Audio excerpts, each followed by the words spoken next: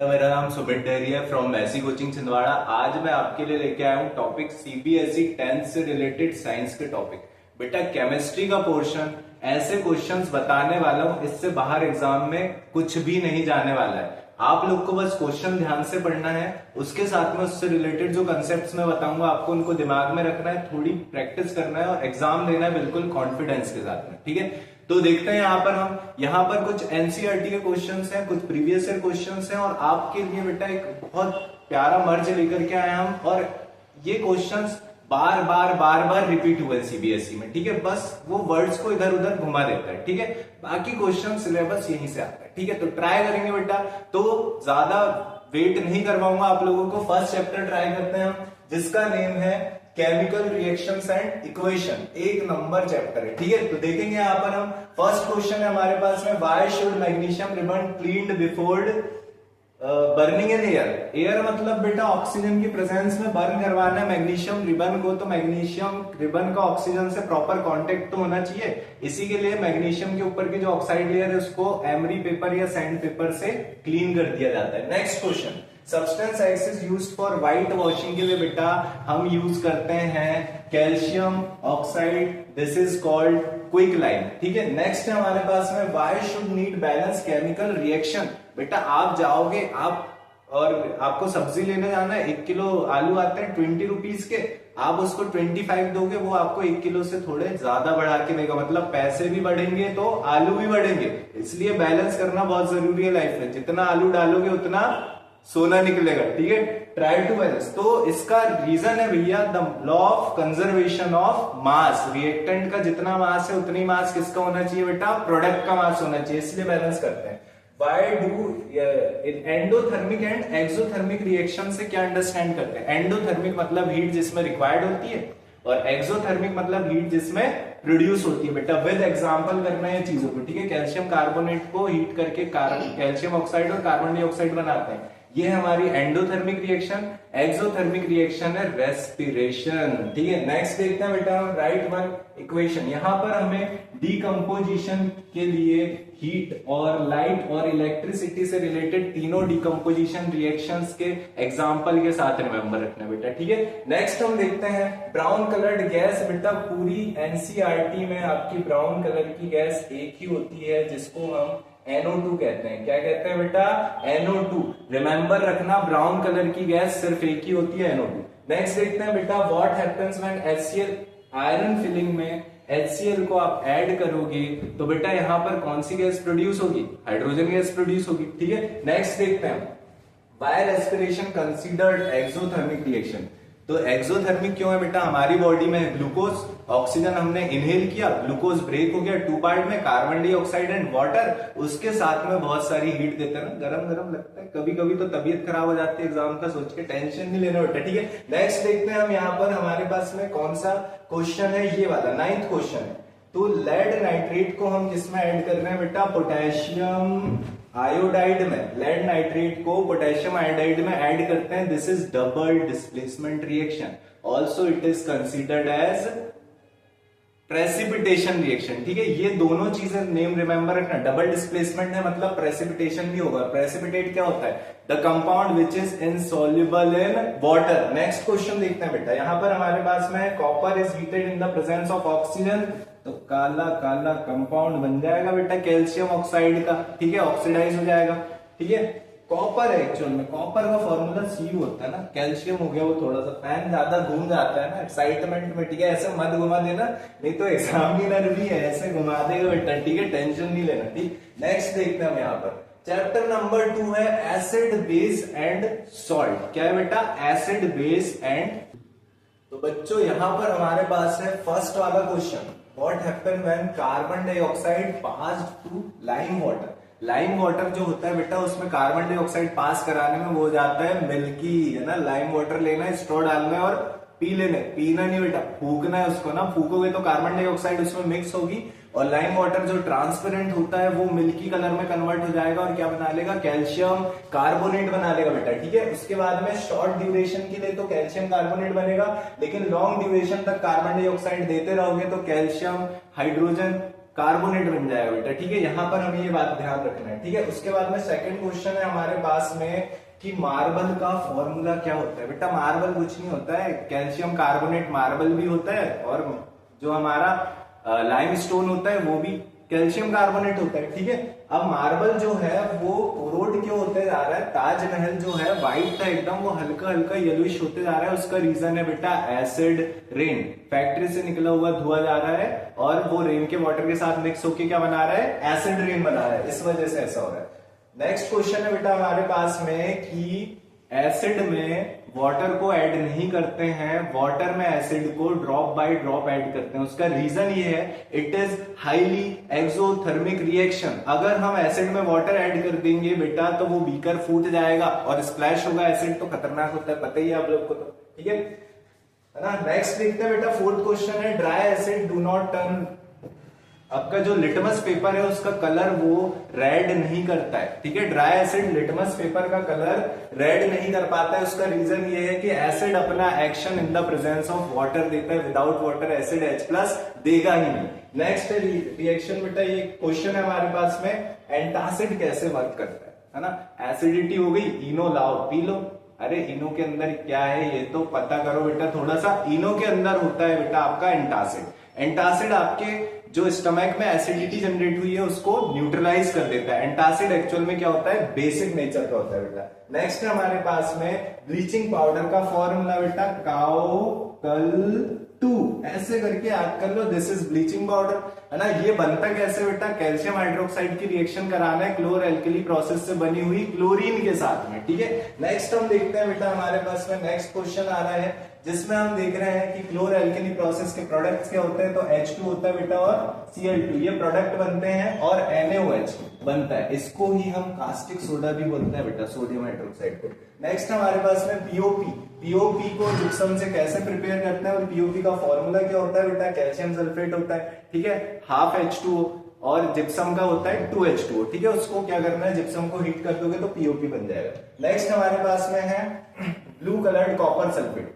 Copper sulphate जो होता है बेटा CuSO4.5H2O, ये जो होता है कॉपर सल्फेट पेंटाहाइड्रेट, इसका कलर होता है ब्लू कलर। इसको हीट करेंगे तो वाटर निकल जाएगा और जो बचेगा वो व्हाइट कलर का बचेगा बेटा, ये ठीक है, समझ में आ गई बात। नेक्स्ट हमारे पास में है क्वेश्चन जिसमें हमें पूछा हुआ है कि पकोड़े में कौन सा सॉल्ट डले, ठीक है। तो पकोड़ाज में देखो, क्रिस्पी बनाने के लिए हम पकोड़ाज में क्या डाल देते हैं बेटा, सोडियम, हाइड्रोजन, कार्बोनेट। जैसे ही वो हीट के कांटेक्ट में आता है वो कार्बन डाइऑक्साइड रिलीज करता है और पकोड़े कैसे बन जाएंगे, क्रिस्पी बन जाएंगे बेटा, ठीक है। तो ऐसे करके हमारा ये चैप्टर एंड होता है।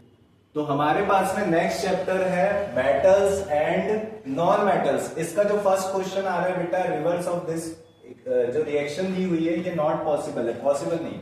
तो ये रिएक्शन में जिंक क्या कर रहा है, कॉपर को डिस्प्लेस करके जिंक सल्फेट बना ले रहा है। इसका रिवर्स इसलिए पॉसिबल नहीं है बेटा क्योंकि copper is least reactive than zinc, तो कॉपर जो है वो जिंक को डिस्प्लेस नहीं करवाएगा। रिएक्टिविटी सीरीज से क्वेश्चन आया, बहुत इंपॉर्टेंट है रिएक्टिविटी सीरीज बेटा, ठीक है। नेक्स्ट है हमारे पास में यहां पर हमसे पूछा है कि एसिड बेस जो होते हैं वो एम्फोटेरिक ऑक्साइड के साथ रिएक्ट कैसे करते हैं। तो सबसे पहले मैं आपको बता दूं कि amphoteric oxides are those oxides which can react with acids and bases also. For example we have two amphoteric oxide, zinc oxide and aluminium oxide, ठीक है। तो ये दोनों एम्फोटेरिक ऑक्साइड से इनकी रिएक्शन HCl और NaOH से करवा के देख रहे हैं, ठीक है। नेक्स्ट है हमारे पास में जो मैग्नीशियम है वो फ्लोट करता है बेटा वाटर में, ठीक है। तो मैग्नीशियम वाटर में जो फ्लोट करता है तो उसका रीजन क्या है बेटा, उसका रीजन सिंपल सा है कि जो वाटर के साथ मैग्नीशियम की रिएक्शन होती है उसमें हाइड्रोजन गैस इवॉल्व होती है। हाइड्रोजन गैस इवॉल्व होने की वजह से होता क्या है, वो उसकी सरफेस में स्टिक होके उसको ऊपर फ्लोट करवाती है। नेक्स्ट है हमारे पास में बेटा, इसके अलावा कौन सा चीज और फ्लोट हो सकता है, तो उसका आंसर है बेटा कैल्शियम। कैल्शियम फ्लोट करता है, ठीक है। ये बेटा हॉट वाटर में फ्लोट करेगा और ये कोल्ड वाटर में ही फ्लोट कर जाता है, ठीक है। नेक्स्ट है हमारे पास में hydrogen gas is not evolve when most of reaction with nitric acid. तो नाइट्रिक एसिड से जब रिएक्ट करते हैं तो H2 निकलती तो है, लेकिन उसमें ऑक्सीजन ऐड होके वाटर बन जाता है बेटा, ठीक है, याद रखना। नेक्स्ट हमारे पास में क्वेश्चन, इसमें आयरन नील को डिप करना है कॉपर सल्फेट सॉल्यूशन में, तो आयरन डिस्प्लेस कर देगा कॉपर को, फिर से डिस्प्लेसमेंट जो होगा वो किसके थ्रू होगा बेटा, रिएक्टिविटी सीरीज के थ्रू होगा। नेक्स्ट हमारे पास में एल्यूमिनियम इज रिएक्टिव मैटर। अब एल्यूमिनियम बहुत ज्यादा रिएक्टिव होता है, तो होना तो ये चाहिए कि इसमें फूड आर्टिकल्स रखेंगे तो वो खराब हो जाएगा, टॉक्सिक हो जाएगा, लेकिन ऐसा होता नहीं है, क्योंकि एल्यूमिनियम जो होता है उसकी सरफेस पे एक प्रोटेक्टिव लेयर बना लेता है ऑक्साइड की और फर्दर ऑक्सीडेशन को रोक देता है, इसलिए उसका यूज किया जाता है। नेक्स्ट हमारे पास में बेटा MgCl2 का फॉर्मेशन देखेंगे। Mg के पास में 2 होते हैं वैलेंशियल इलेक्ट्रॉन्स, 1 Cl को 1 दे देगा और इस वाले Cl को 1 दे देगा और MgCl2 बना लेगा, ठीक है। और यहाँ पर एक चीज और पूछा जा रहा है कि मेल्टिंग बॉइलिंग पॉइंट जो होता है आयनिक कंपाउंड का वो हाई क्यों होता है। उसका रीजन ये है कि आयंस के बीच में जो अट्रैक्शन फोर्स है उसको ब्रेक करने के लिए बहुत ज्यादा एनर्जी रिक्वायर्ड होती है बेटा, ठीक है। नेक्स्ट है हमारे पास में यहाँ पर thermite welding process. Thermite welding process में बहुत ज्यादा हीट प्रोड्यूस होती है, इसका यूज किया जाता है बेटा रेलवे ट्रैक्स को जोड़ने के लिए। नेक्स्ट देखते हैं क्वेश्चन, इलेक्ट्रोलाइटिक रिफाइनिंग प्रोसेस में याद रखना कि जो इम्प्योर मेटल होता है उसको नेगेटिव साइड रख लेना और जो प्योर मेटल होता है उसको पॉजिटिव साइड रख लेना बेटा, ठीक है। नेक्स्ट है हमारे पास में रोस्टिंग एंड कैल्सिनेशन। रोस्टिंग मतलब heating in the presence of oxygen and calcination का मतलब है हीटिंग विदाउट ऑक्सीजन, ठीक है। नेक्स्ट हम यहाँ पर देखते हैं कि हमारे पास में why silver articles become black. तो सिल्वर की किसी ने चेन पहना होगा ना, किसी ने गले में चेन पहना होगा, किसी ने ब्रेसलेट वगैरह कुछ पहना होगा, तो वो समय के साथ बेटा काले हो जाते हैं। उसका रीजन ये होता है कि सिल्वर जो है वो H2S से रिएक्ट करके Ag2S बना देता है बेटा, ठीक है। और इसका कलर जो होता है, इसका कलर होता है ब्लैक, ठीक है। तो ऐसे करके हमारा थर्ड चैप्टर एंड।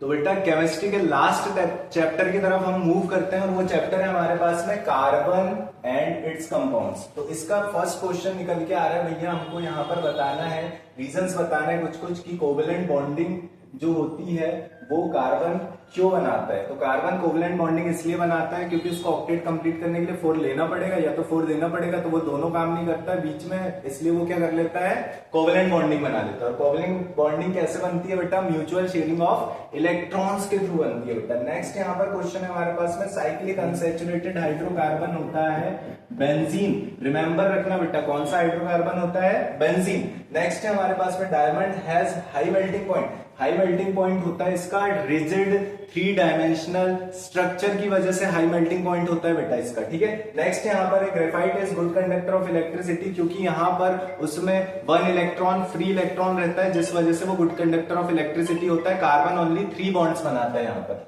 नेक्स्ट है हमारे पास में बेटा, यहाँ पर हमारे पास में कुछ इलेक्ट्रॉन डॉट स्ट्रक्चर बनाना है, किसका, मेथेन का। तो मेथेन का इलेक्ट्रॉन डॉट स्ट्रक्चर जो है वो ऐसे बनता है, CH के साथ में 4H के साथ में बॉन्डिंग कर लेता है। नेक्स्ट है यहाँ पर, इसके बाद में हमसे पूछ रहे हैं पुअर कंडक्टर ऑफ इलेक्ट्रिसिटी क्यों होते हैं बेटा ये वाले कंपाउंड्स। उसका रीजन ये है कि पूरे के पूरे इलेक्ट्रॉन्स बॉन्ड बनाने में यूज हो जाते हैं, फ्री इलेक्ट्रॉन नहीं बचता है, ठीक है। नेक्स्ट है इनका मेल्टिंग पॉइंट लो होने का रीजन ये है बेटा कि जो मॉलिक्यूल्स होते हैं उनके बीच में अट्रैक्शन फोर्स स्ट्रांग नहीं होता, इसलिए जल्दी ब्रेक हो जाता है, ठीक है। नेक्स्ट यहाँ पर देखेंगे हम लोग कि इनको अगर बर्न कराएं ऑक्सीजन में, तो बेटा ऐसा एक क्वेश्चन और पूछता है कि मेथेन की बर्निंग रिएक्शन बताना है ऑक्सीजन की प्रेजेंस में, तो कार्बन डाइऑक्साइड और वाटर बनता है बेटा विद हीट एंड लाइट, ठीक है, हीट एंड लाइट के साथ में बनता है, ठीक। नेक्स्ट हम देखते हैं, right the molecular formula second third member of homologous series of ethene. Ethene का फॉर्मूला होता है CnH2n,